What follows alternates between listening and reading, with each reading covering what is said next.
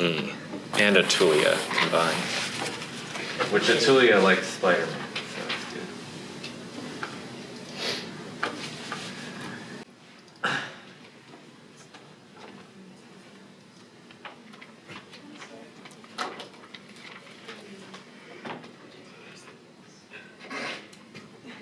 Hey, Atulia, is the sound on by chance? There's no sound on the slide, but I'm just wondering. Oh, you gotta crank it. I guess I wouldn't know how. Do you have a slide with sound so we know? There is a slide with sound. I saw that it's muted Yeah, on I here. found it. No, it should be playing. It's like almost fully cranked. You were like, Is it just will play anyway? Yeah, it should be fine. Okay, Unless you have reason just because it's to- muted on here. Yeah, that's fine. Oh, okay, cool. well, you want to cast it beforehand? No, it'll sort itself out. It's not like a huge deal. It's just the crux of the.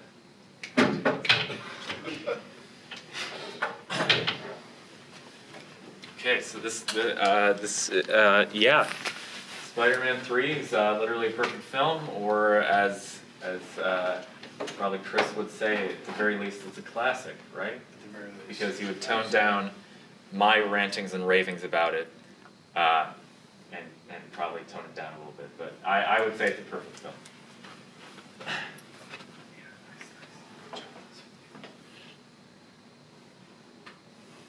So this film functions in a lot of ways as the end of the trilogy, mostly in part to the fact that it's the third one in the trilogy, and there are no movies after it in the trilogy. They caps off a lot of character themes pretty, I'm just going to pick up off of the fact that Absolutely. it's the third movie. It caps off a lot of themes as well as the characters. We can kind of go into character arcs a little bit later. But I think we could definitely argue it's not a neat resolution with the way the film kind of closes out. But it does end with like an embrace of the family setting of MJ and Peter Parker at this bar where he like previously punched him in the face. But it kind of brings the overall theme of like what Spider-Man was when it first started back together. And I think that's notable, even though I don't think the resolution was applaudable compared to previous ones. It's not neat in the same way that, like, Spider-Man 1 and 2 both end with Peter Parker swinging off into the city triumphantly. This doesn't end that way. It ends, in a very, almost like a somber kind of way of like, all right, maybe we can start to rebuild these relationships that we've kind of destroyed over the course of this movie type of thing. Notably, it ends on a far lower note than the film began. Usually, like, films begin on a note and then they end on like a higher note than like the start, because like the characters have like triumphed and sort of like profited off of the journey. And this one, like, is very much like way lower. Like, Peter was about to propose in the opening of the film. Now he's like not even in a relationship with MJ anymore, but he's like slowly trying to build that sort of trust and gain. It's pretty like notable, especially for a superhero movie. Absolutely. It's basically like the beginning of the film is pretty much his highest point. It's like essentially an extension of how during Spider-Man 2, it essentially functions as like that whole movie is about him saying, do I have to be Spider-Man? Like, can I give this up, and do I really have to be Spider-Man? And the answer in that film is yes, you do have to be Spider-Man, otherwise everything is going to go to shit in your life. And then in this film, it starts off where he's like, well, if I'm going to be Spider-Man, I'm going to try and do it real well, and look how good I am at balancing all these things, and my girlfriend loves me, and I'm doing a really good job of being Spider-Man, like I'm going great. And he starts off in a very kind of almost like a cocky position, but Atulia makes a very good point in that he starts off with this air of confidence that by the end of the film is kind of completely gone, but he has an air of sort of like, he's made very humble by the events of the film throughout the whole thing, and that kind of culminates to the end, I would say. To get a bigger scope to looking at superhero films in general, it's like the complete anti of that, like what Tulia just mentioned, where it starts off at a lower point and they have this big battle, and then it gets to they're like triumphant at the end. Whereas this kind of breaks all of those preconceived notions about like what a superhero is, but also what Spider-Man used to be in the previous two films. If I might say one more thing. Yeah.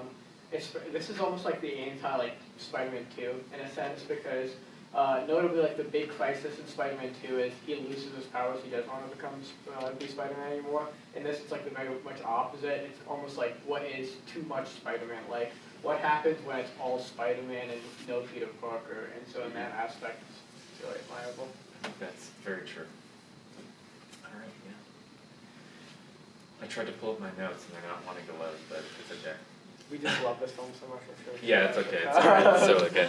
So a lot of things that we were saying in terms of it working as the culmination of everything in the trilogy also functions in terms of all the character arcs that happen throughout that have been being built through all three of the movies, especially when it comes to Peter and Harry and MJ and Peter and Harry and MJ. They're kind of like the trio that sort of we've been following for this entire thing, and really like they get a lot of additional character building in this movie specifically, where the relationships are tested completely, and throughout the whole thing you see at the very end like with Peter and Harry it wraps up a little bit more neatly than MJ and Peter, but with them they have time after the credits roll to continue working on the relationship.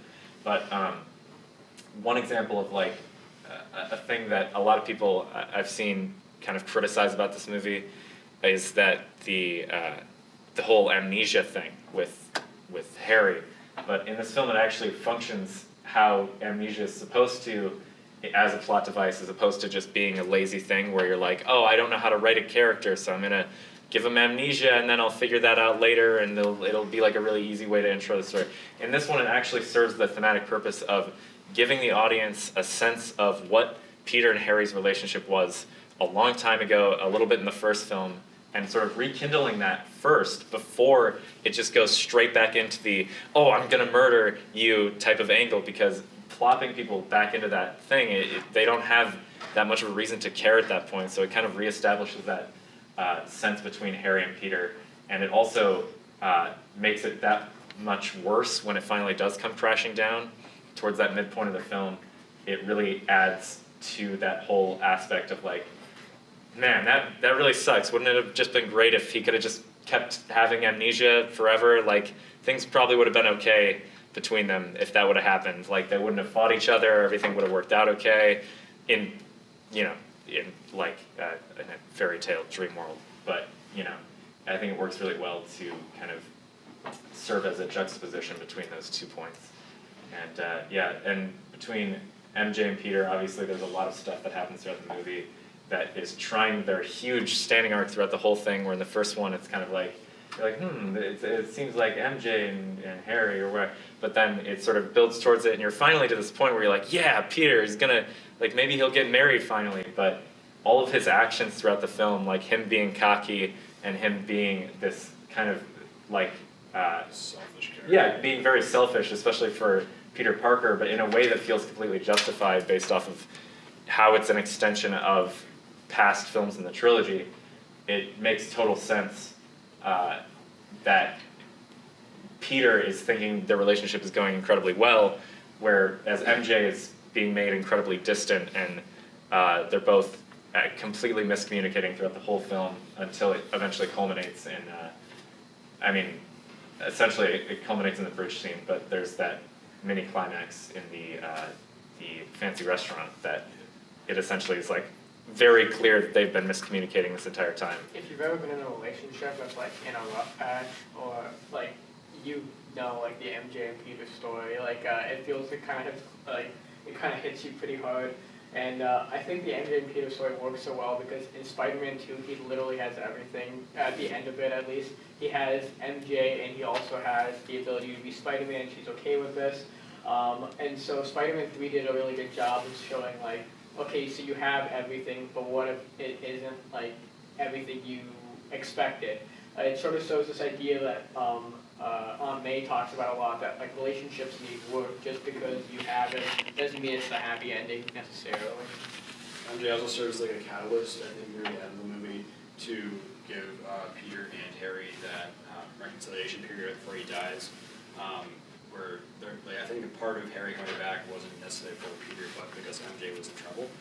So I think she serves as that conjoining figure that kind of goes to the end game of this film, where Harry and Peter Peter, like forgiving of each other. And then MJ is just sitting there at the end, where it's still like Mara kind of alluded to, the relationship's not where it was, and it's kind of like left. You don't really know what's gonna happen at the bar with the jazz club.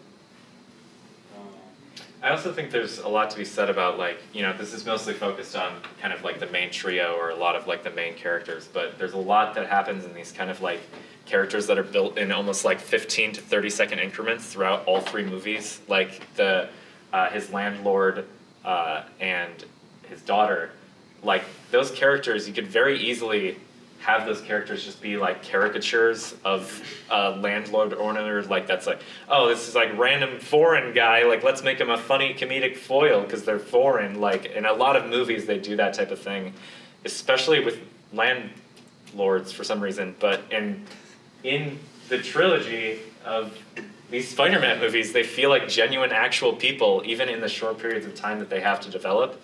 And I think that a lot of those characters, especially ones that are kind of built in these weird like 15 to 30-second increments as supporting characters, actually function really well in terms of their character development in these short periods of time. Even like, you could make the argument that like J. Jonah Jameson is one of those characters, and he has those very it's like intense... J.K. Simmons double feature, by the way, you guys. Back to that. Yeah, but like, absolutely. yeah, like they could have had J.K. Simmons like be even angrier for the third one, but like his like small comedic character arc is like he's trying to learn how to deal with his anger. Yeah. And even like if it's frustrating, he's trying to like channel that back into his work. Yeah, and I think that there's a lot to be said about those type of characters, but yeah, I think that's... So this is a... Oh, huh? Yeah, and this clip was kind of more with the sound. I mean, we can just play it as we're kind of talking about it. But yeah, the symbiote is incredibly important in this film. I think me personally, I had a lot of opinions on it that I've talked to people about, and one of the biggest takeaways for me about this movie is that, well, on the surface, like you can clearly see it's acting as some sort of like catalyst for like Peter's like inner desires, or like it's amplifying that aggression. Like, you know, you listen to Mr. Scientist Man and he's saying like, oh, like it amplifies the aggression and all that jazz, right? But one theory that I think is actually very interesting that I've talked to people a lot about, and I think holds a lot of validity and also can enhance one's experience of the film, and we kind of mentioned it, I think, briefly on our questionnaire, but is that the symbiote is not actually affecting Peter as much as he is using the symbiote as an excuse for his actions. So in the beginning of the story, the reason I think this, and the reason I think this theory has a lot of validity, is because at the beginning of the story, it's essentially setting in motion almost all of the actions that Peter takes throughout this entire film. Like at the very beginning, the first lines that he say, even the VO that he says, is essentially like, oh, you already know me, I'm Spider-Man, you know, I'm Spider-Man, come on. And then the first line that he has that isn't VO is him talking to that group of kids where he's like, they're watching the video of Spider-Man, and they leave, and he's like, oh, come on, it's going to start again in a minute, and they're like, nah, that's fine, and he's become very self-obsessed, which I think culminates a lot. Like, I actually drew a timeline when we were watching it this time, because I wanted to map it out very specifically, but essentially, like, at the beginning of the film, I would say there's, like, these three very distinct regions that he has, where there's, like, very traditionally good Spider-Man, like Peter Parker, like, good boy.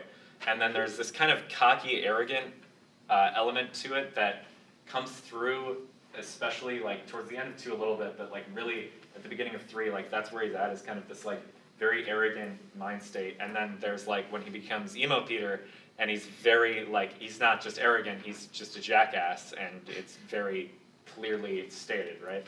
So at the beginning of the movie, he's kind of got this air of cockiness toward him, and he's sort of trending downward toward that, like the edgier emo Peter version of himself already in my mind at the beginning of the movie. So he's starts at that cocky level, and then toward the hospital when that scene happens and he chooses not to tell Harry what's actually happening, that to me is a very clear distinction of something that, like, if Peter was really trying to always do the right thing, and he is the majority of the time when he's trying to be true to himself and a good person, he would have told Harry that during that scene. And then him trying to best Eddie Brock is another example. Like the line "You're never gonna get that shot" is very reminiscent of a line that like you would think to hear from him later on in the movie, like when he's kind of progressed a lot, but in this sort of like downward spiral that he faces. But it really is like almost out of character at that moment. But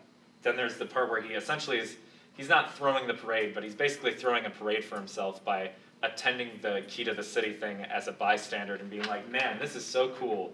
And he just revels in it. He revels in that kind of thing a lot in these celebrations of himself and Spider-Man. A notable point is Yeah. He's taking a photo of Mary Jane and he takes a picture of her and he's like another one, but then he like focuses literally on the back. Yeah, onto, like, exactly. a Spider-Man banner of himself. And it's absolutely like very telling of, I think, the progression that he's already on. Following up on that, whenever Mary Jane has a problem, like whether that's her performance or her personal issues, he immediately assumes he knows what she's going through because he's Spider-Man, and then just derives the relationship back into a whole. So he just keeps going back into this Absolutely. circle. And then you see like, let's see. There's kind of this like distinction where him being cocky stops actually being beneficial for him for a little bit, and then later on it becomes beneficial for him again. So there's the part where kind of like they tell him that it's Flint Marko, it's been Flint Marko all along, and then he becomes really, really furious. And that is sort of like right before he gets the symbiote suit, like the black suit, right? And when he does get the black suit, every single time after that he wears the black suit, there is never an instance of him fighting crime that is actually like imperative to the story. Like there's photos of him holding motorcycles or whatever, but that's pretty irrelevant to the plot. But there's never an actual instance of him fighting crime wearing the black suit where he didn't decide to put the suit on before doing it. And that to me is, I would say, the biggest reason that I think the symbiote is not actually affecting Peter in the way that the film leads you to believe. It's really this kind of spiral of Peter, and he's using the suit to justify it, because when you hear the radio scanner going on, or the police scanner going off, he hears that it's Flint Marko, essentially. He goes over to his closet and makes the conscious decision to put on the black suit to go fight him. And in that moment, he's very clearly stating to the audience that his intent is to go kill Sandman. And then after that scene, it kind of continues with that sort of progression. But there's this little uptake where he almost becomes self-aware for a second. Like he sees himself in the mirror and he's disgusted by his actions, right? And so after that, he fixes his edgy hair that he was using as a tool to kind of distance himself from his actions. But he fixes it and talks to Aunt May, trying to justify himself to her. And really, throughout that whole scene, he's like, "Isn't that great? Like he killed the Sandman. He killed the guy. He killed the bad guy, right? Like, isn't that cool that Spider-Man did that?" And throughout the whole scene, it's very clear, obviously, very clear that Peter is really just trying to justify these actions for himself. He's not really trying to justify them for Aunt May. It's very clearly like Peter trying to do that, because when Aunt May is not responsive to it, Peter becomes very frustrated in that scene. And essentially, we don't have time to dig in through all of it, and I don't want to spend more of the time, but essentially, throughout the whole film, it's him making these conscious decisions to put on the black suit, and before he does that, he has clearly decided what he's going to do, and they have dedicated screen time for it.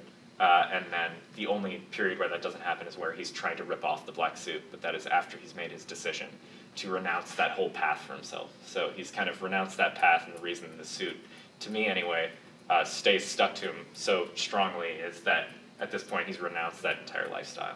I hadn't heard this theory until Eric told me about it, but for me the most conclusive proof of it is the worst character moment for Peter in the whole film is, in my opinion, when he kisses Gwen Stacy.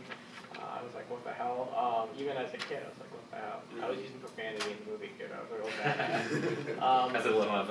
As an 11-year-old. Yeah, as an 11-year-old.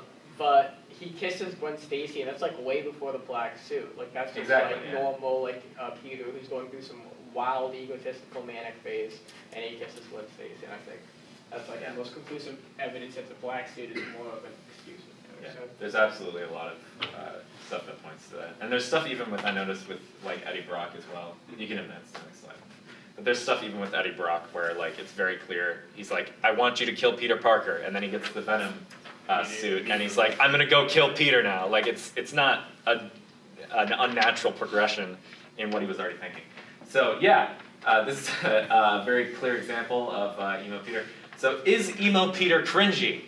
Yes, everyone knows that. That was a huge point of contention about this film when it came out. A lot of people were like, oh, emo Peter, he's so cringy. Look at his stupid hair. Doesn't he look dumb? He's wearing black clothes and he looks like a jackass and he's just being an idiot and like using weird phrases like, I'm gonna put some dirt in your eye, and like, what, who says that? Like, is he even from the 50s? Find me some shade. Yeah, exactly. Like, he's incredibly cringy, and that is the point of that scene. That to me is one of the most infuriating things about why people, in terms of criticisms of this movie, because it's very clearly trying to make you dislike Peter in these scenes and laugh at him. I mean, you can hear it in here when Yeah. this part started, it was like, oh shit. Like everyone is I laughing at remember those watching scenes, this as a right? kid, like, I hated this part. I hated the whole movie because of this part, where he's just like, fuck this dude, like he's an asshole. He's a horrible human being in these Douche scenes. the whole time. And you're like, this isn't like the Peter I know, right? And that's also the point, is that it doesn't feel like Peter Parker, but it also is exactly what Peter Parker would think is cool, which is another reason that the symbiote probably isn't actually affecting him that much, because it's literally just what Peter Parker would think is cool, which is why it is incredibly cringy, because he's literally a nerd. Like, he's the stereotypical actual example of it. I know, like, Tom Holland and all the new Spider-Mans are not actually nerds. Like, they just make them cool. But Tobey Maguire is actually a nerd in these movies, and so He makes dorky faces. yes, he cries like weird. he cries ugly. Like his crying is ugly, but like it's real. It's a real human being, and that's why Edgy Peter like is actually quite profound, because it's very clearly something that you're supposed to think is pathetic. You're supposed to be laughing at Peter because this isn't the Peter Parker that you know, and it's supposed to be awful to watch. You're supposed to be not rooting for Peter right now, because that's not the point. Why would you be rooting for Peter if he's being a horrible person for the first half of the film? Like, it's clearly Yeah, not the intention of that. Eric pointed this out to me just on this viewing like a couple minutes ago, but when he goes into that shop and changes into a suit, it says clearance sale, like very prominent in the Yeah. shop. I had never noticed that before, but it does really add to like his pathetic character, because I mean, he's like incredibly broke, and he's like trying to like stunt on these people, but Yeah. he has to like literally go into like a clearance sale Absolutely. to get the suit in the first place. Yeah, and I think there's also a lot, like if you, and I know that the emo hair meme is like hilarious, and it is, because again, it's like him being edgy, but it also works as a really good tactic for Peter trying to distance himself from the actions that he's been doing recently. Like when he thinks he murdered someone, his first response is like, I gotta like mess up my hair, like this, I gotta distance myself from what I just did. And then he's so disgusted, he's like, never mind, I'll just try and justify it to Aunt May, like it's fine. And throughout the film, he oscillates between these two things, which is another reason I don't think that it's like the symbiote is like making him like this, because he alternates between being this kind of edgy emo Peter and like trying to be normal frequently. Yeah, so there's a lot of iconic character moments throughout this film, which I think is another reason, like this is another big reason that these films as a whole are classics, but I think a lot of people forget how many of the iconic character moments that we all know and love from the Raimi trilogy are in Spider-Man 3, and not like in Spider-Man 2 and 1. Like there's some really good stuff in Spider-Man 2 and 1, but there's also these really, really impactful character moments. Like I have some that I noted very specifically during this viewing. Some, like the wedding ring story that Aunt May tells Peter, that's a very like powerful, emotional scene. It's very beautiful and touchingly done. And pretty much all of the scenes with Aunt May, I would argue, are very iconic from this movie, especially because they're very good. But then you also have the omelet scene between Harry and Mary Jane, which feels like this very genuine, like human moment, like almost like they filmed it on accident, like they weren't actually supposed to do that or something. And the part there's a lot. Oh, yeah. See with like the housekeeper, I don't know his Yeah. name, and Bernard. Bernard. Bernard. Bernard. He calls him Bernard. Bernard and Harry, when he's just like really open, he's like, dude, you're dead. accident. Like, I know this, I don't know why I haven't told you earlier, but Yeah. it was, I'd like to It was think his that own Bernard thing. was like eavesdropping on when Pete came in, Yeah. and he's like, "Oh shit! Like I gotta tell him now. Like I can't just be old." He's like, I'm definitely fired after this one. Yeah. But that, I think also Bernard is one of those examples of a character that's been in literally all three of the movies, and then gets this like mini arc in three. Like Sam Raimi was like, you know what? I'm gonna like develop these guys a little bit. You know? I really do think these iconic character moments is like why this movie's so pervasive. I mean, like so like lasting and enduring. Even despite like everyone meeting on Spider-Man 3, and like it does have a lot of issues, but you will like remember stuff from Spider-Man 3. I doubt like many people remember like a lot of iconic character moments, quote unquote, from like the Amazing Spider-Man movies. Exactly. Like you have like the MCU movies coming out now, and like the Amazing like Spider-Man movies are like more and more like kind of like forgotten by pop culture, and that's for a reason, and it's because they didn't have a lot of style or like depth or like mini character development that the Raimi movies really did. That's one thing that like. Say what you want about the Raimi movies, in particular the third one, but you cannot argue that they don't have a certain level of panache that a lot of modern superhero movies just don't have. And I also think, like, in terms of iconic character moments, we have another slide coming up next that's like about CGI related stuff and like things like that. And I think that they're so intertwined in this movie. Like they do a fantastic job. Like they set the bar, I think, for the MCU before it existed of how to intertwine action with character development in a way that is incredibly powerful. Like, I mean, a really popular example is, oh, I'm Like sorry. the Sandman's like literally like basic, like if you really look at him, he's like a slapstick cartoon character. Like, I mean, apart from like the emotional moments, like when he's trying to rebuild himself and stuff like that, but an example like in The Gift, like his fist like literally gets bigger than he Oh yeah, punches Peter. you're expecting like a glove noise Exactly. or something, like, but it just doesn't happen. And there's all of these like very, very iconic set pieces that happen. Like even during the first fight sequence with Harry, that kind of weird like slapstick tripwire that Peter sets up is this. It's a very strange thing at first, right? Because it's like, oh, this intense fight scene, and it's like, haha, gotcha, tripwire, and then, oh my God, Harry, almost like he's dead. He's like they had to restart his heart. He killed Harry, like he literally murdered someone, and. I think that's another thing that these kind of iconic set piece CGI things. And they do a great job of like having the characters like Yeah. work together or like bounce off each other in interesting Absolutely. ways. Like for example, like Harry turning Sandman to glass like with his glider, or all just like the vertical action that constantly happens throughout this movie. Michael was pointing out to me like how cool that scene where Spider-Man's on the wall and it gets ripped off and he's still like crawling around this fallen wall like he's a spider, Oh, yeah. while it like is like plummeting to the streets. I think also one of the things I forgot another point that I had, but it's fine because we're going very late. But one of the other things that I think is really cool about the way that action and CGI is handled in this movie is if you look at this movie came out in 2007. This movie is 12 years old, and it predated the first Iron Man movie. Yet the CGI, 80% of the time, holds up miraculously well. I would say probably the only time that I think it's glaringly bad is if it has kind of human models that aren't like in costume. So like when you see Peter's face or something and it's like a CGI model flipping through the air, then they look pretty bad. But otherwise, like if it's anything relating to sand or slime, like oh my God, it looks amazing still. And a lot of Peter's web swinging models still look fantastic. And I think that this next slide. Other movies that were on this time period were like X-Men and then Fantastic Four. If you watch either of those that came out in the 2007 period, they're nothing in comparison to CGI Yeah. in Spider-Man. It's So- a total drop off. Absolutely, and you can see here, like this is an example for me. Like I think personally, and this is kind of subjective as all things are, but for me, like this is a comparison between literally 12 years ago, like 11 years prior. This is the 2007 like clips of Venom in Spider-Man 3 versus 2018 Venom from the Venom movie that is all about Venom, and it's Venom. Everything is Venom, Venom, Venom, and I honestly think that the Spider-Man 3 version of Venom from 2007 looks leagues better than the one from the Venom movie that came out last year, personally. Because to me, he looks like a Fabergé egg in this one, and he actually looks like a thing with presence that exists in space.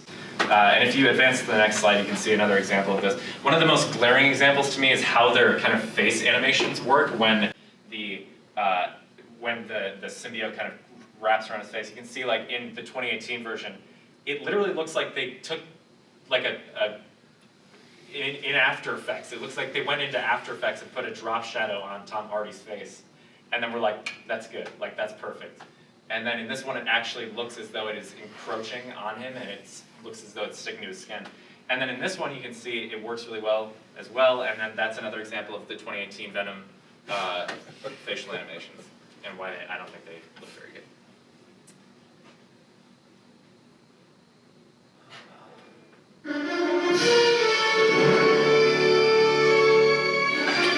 So, for me, I think that Spider-Man 3 has some of the best scoring of any of the trilogy. This is the black suit theme, obviously. And I can't turn it down there. what? It's fine. It's gonna restart now. But the black suit theme to me is, I think, probably my favorite piece of music from all of the Spider-Man trilogy as a whole. Like, I can't really think of a ton of iconic, like, music cues from other Spider-Man. Like, it's because I watched this one more. But also, in this movie, there's these mini themes for every single character. Like, Sandman has one that plays, it's a subtle version of it every single time he's on screen. And then when they actually get into a fight scene, it plays both of these themes. It plays Peter's more subtly, the black suit theme, and then it plays Sandman's theme full out.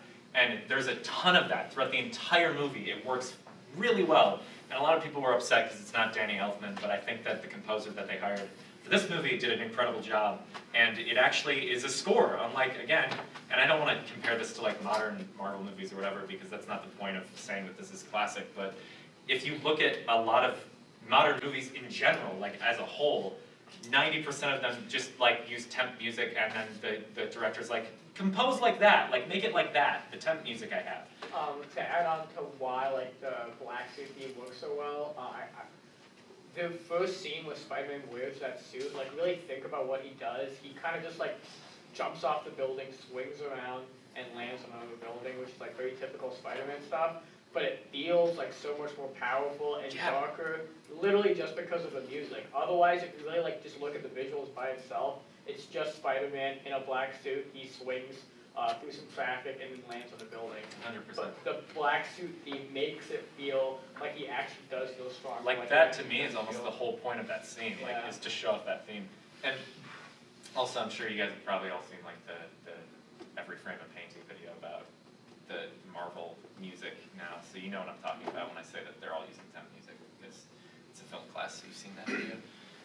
So what happened, there's no graphics for this one's more of like a discussion thing. Like, why do you think people kind of aren't that fond of this movie? Like, I think there's a there's a shift that's pretty palpable, like in the past few years, the past couple of years especially, where there's kind of this gaining level of respect for Spider-Man 3 as it takes place in this trilogy, right? Because for me, I think what happened in terms of people really not resonating with this in the same way that they do the other Spider-Man movies is the tone is very different in a way that is like, it's still very Sam Raimi. So like there's a ton of campy stuff that works really well because that's Sam Raimi, he's known for like camp and stuff like that.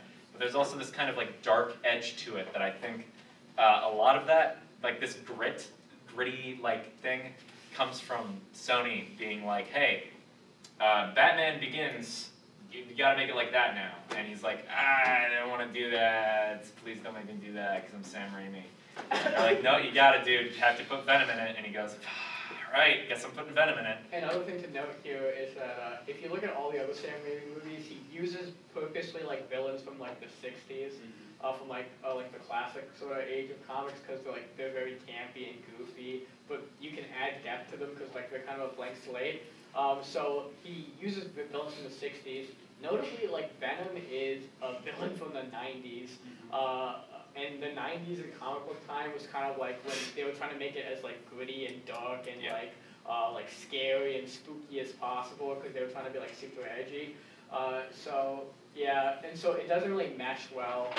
Despite exactly. But nothing like Venom is. Right, And so he had to adapt the character of Eddie Brock and Venom like significantly to make it function within the story, which I think he did a very serviceable job when it comes down to it, because had he left it like this meathead jock character in the original comics, it would have been horrible. Like, a lot of people, I remember when this movie came out, are like, that's not Eddie Brock, that's not Venom.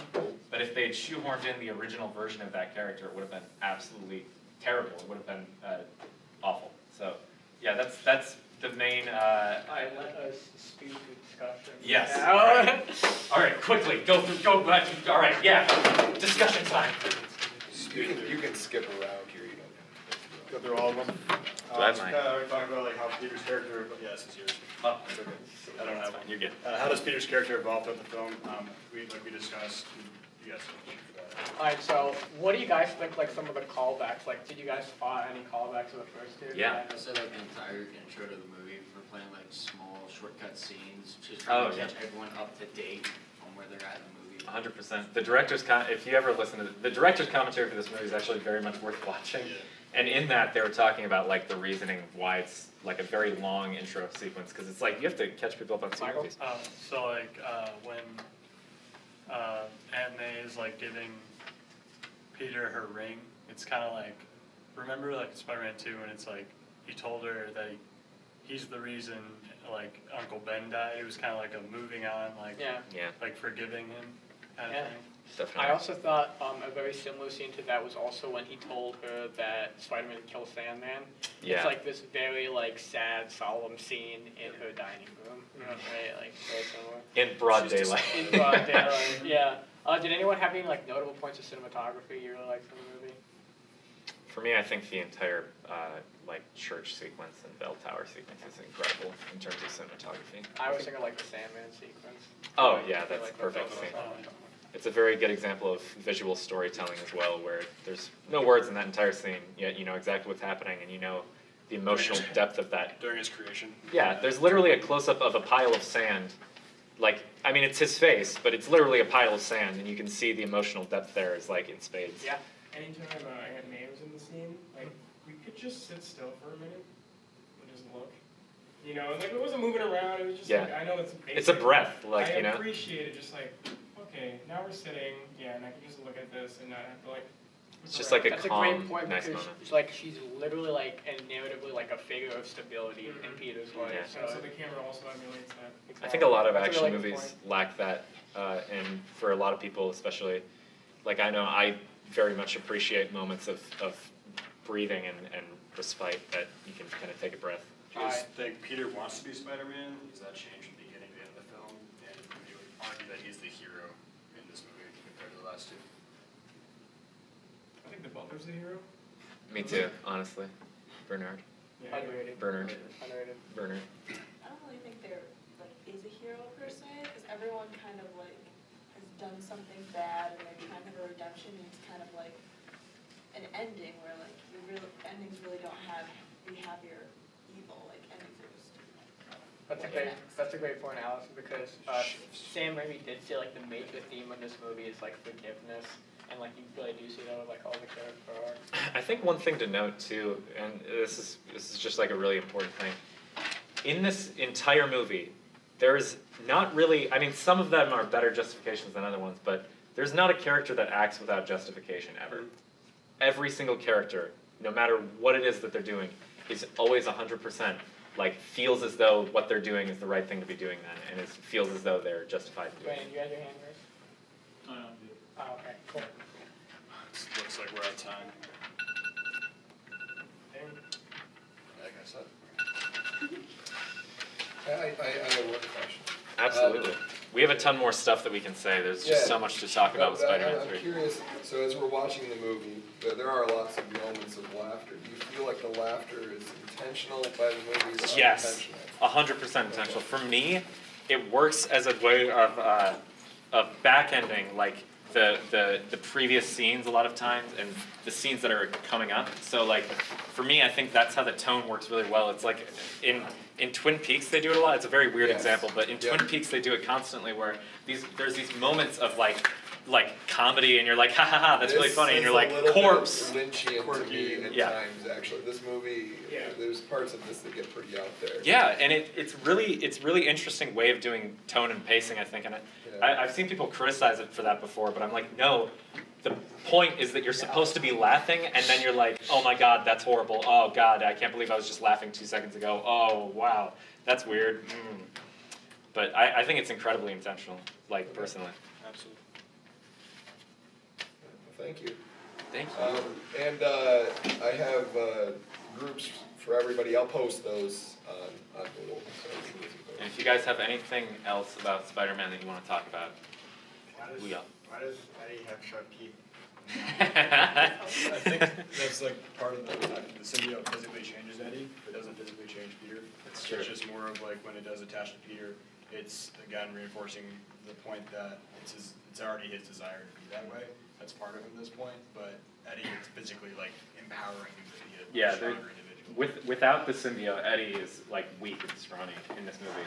And Peter's already at that level. no, but I think that there really is like a lot of thought put into it too, because with Peter, like there isn't a physical change other than his suit is black because it's made of a symbiote. Like he doesn't get more buff. The only strength that he gains is from him working harder. Because like again, if you look at like the way it's animated or like listen to the commentary about it, like they talk about it a little bit, so it's easier to know. But if you dive into it and really look at the animation style for Peter when he's in the black suit, it's just him pulling and working harder. He's not like stronger in any way. He's just unhinged. Like that's the main difference, and it shows in the in the Sandman sequence as well. Al? Do you think the symbiote really started off like